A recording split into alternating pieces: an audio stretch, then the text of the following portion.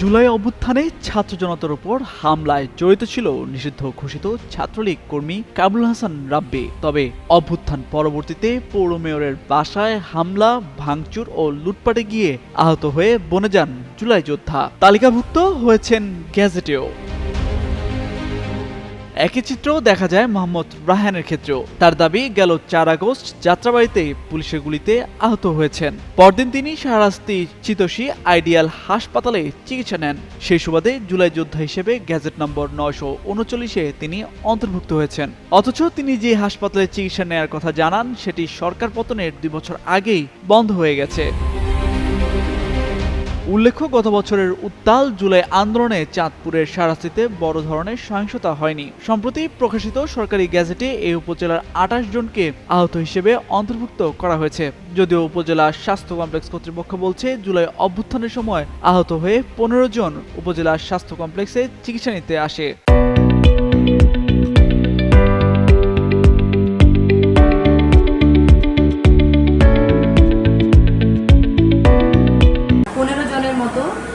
জুলাই আহত ছাত্র চিকিৎসা নিয়েছেন। তার ভিতরে ১১ জন হচ্ছেন ফিজিক্যাল অ্যাসল্টেড, ৩ জন হচ্ছেন অ্যাক্সিডেন্টাল ইনজুরি এবং একজন উইকনেসের কারণে আমরা তাদেরকে চিকিৎসা দিয়েছি। সরজমিনে অনুসন্ধান ও আন্দোলনকারীদের বক্তব্যে দেখা গেছে, তালিকায় অন্তর্ভুক্ত অনেকের নাম ও তথ্যে গরমিল রয়েছে। এর মধ্যে গ্যাজেট নম্বর ৯২০, ৯২২, ৯৩৯, ১০৪৪ ও ২০১৩-এ যাদের নাম উঠে এসেছে, তাদের কারোই জুলাই আন্দোলনে কোনো ভূমিকা নেই। কেউ নিষিদ্ধ ঘোষিত সংগঠন ছাত্রলীগের কর্মী হয়েও আহত জুলাই যোদ্ধা হিসেবে স্বীকৃতি পেয়েছেন। এদিকে সোশ্যাল ডেভেলপমেন্ট ফাউন্ডেশন থেকে শাহরাস্তিতে ১১ জনকে সহায়তা দেওয়া হয়েছে। এর মধ্যে নাজমুল হাসান নামে এক ব্যক্তির পরিবার জুলাই আন্দোলনে নিহত দেখিয়ে ২ লাখ টাকার চেক নেয়। অথচ স্থানীয়দের মতে, নাজমুল গত ২৫ আগস্ট নারায়ণগঞ্জের একটি কারখানায় অগ্নিকাণ্ডে মারা যান। এ নিয়ে বৈষম্যবিরোধী ছাত্র আন্দোলনের নেতারা বলছেন, গ্যাজেটে যাদের নাম এসেছে তাদের অধিকাংশকেই তারা চেনেন না। অনেকে ভুয়া তথ্য দিয়ে সরকারি সহায়তা নিয়েছে। ২৮ জুলাই রাতে আমি গ্রেপ্তার হওয়ার পরে এবং ৫ আগস্টের পরে আমি যখন আর কি কারামুক্ত হই, কারামুক্ত হওয়ার পরে আমরা বিভিন্ন খবর নিয়েছি এবং বিভিন্ন জনের সাথে আমরা যোগাযোগ করেছি।